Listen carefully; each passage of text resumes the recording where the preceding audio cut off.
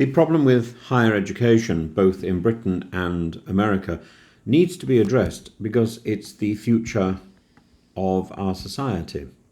And if we're thinking of that future being transatlantic, being international, then in Britain we need to stand up for those students who are caught up in the disquieting development in American higher education, which has sent shockwaves all over the place. The Trump administration's temporary revocation of Harvard University's right to enroll international students is a move that's left British and global students stranded, uncertain, and deeply disillusioned, out of pocket and out of mind. What began as an ideological crusade against woke campuses has spiraled into a full-blown constitutional standoff with real consequences for individual lives, aspirations, and academic freedom. Harvard, a name synonymous with global excellence, finds itself at the centre of a battle not just for institutional autonomy, but for the soul of academia. And in what appears to be a retaliatory action following Harvard's refusal to cooperate with federal directives to overhaul its campus regulations and report alleged anti-Semitic activity, Homeland Security, led by Secretary Kristi Noem, stripped the university of its ability to enroll foreign students. Now, approximately 7,000 international students at Harvard were told, finish your course elsewhere or leave the United States. And the university responded by suing the Trump administration, saying that this move violated the First Amendment and due process rights, and the court has since issued a temporary restraining order staving off immediate expulsions. But the threat remains.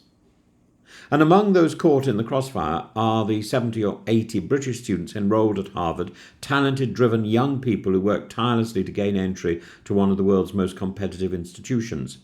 One such figure is Henry Tavistock, interviewed today, the son of the Duke of Bedford and a member of the Harvard rugby team. His family's legacy at the university stretches back generations, and that continuity is now in peril.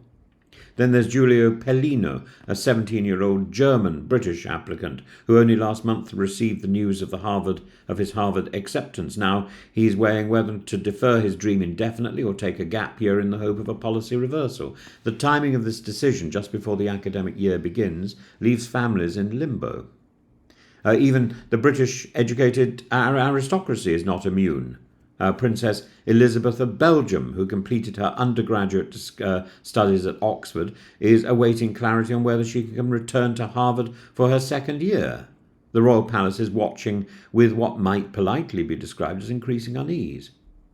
But this isn't just a tale of privilege interrupted. Consider Shreya Mishra Reddy, a 33-year-old Harvard Business School student who described her admittance as a dream come true, and now with just one module left before graduation, she is on borrowed time, her visa due to expire in January. She took out a loan to afford the $90,000 fees, an investment now teetering on the edge of collapse because of Trump's duplicity. And she wouldn't have the money to sue the government. Or Marie Chantal Montas from the Dominican Republic, her midway through a fully funded PhD in global health. Transfer is not an option. Her studies are specialized, her funding tied to Harvard. To pull out now is not just academic sabotage, it's intellectual vandalism. As a Swedish student, Leo Garden, put it poignantly, we're being used as poker chips in a battle between the White House and Harvard. At its core, this is political puppetry, Trump's war on the elite liberal institutions fueled by the October the 7th backlash and the administration's insistence that universities must police campus ideology or face federal punishment. And the refusal to hand over student disciplinary records was the pretext. The real target is academic defiance. And the financial consequences are also staggering. Harvard stands to lose more than $300 million in tuition revenue from international students and a further $2.2 billion in frozen grants.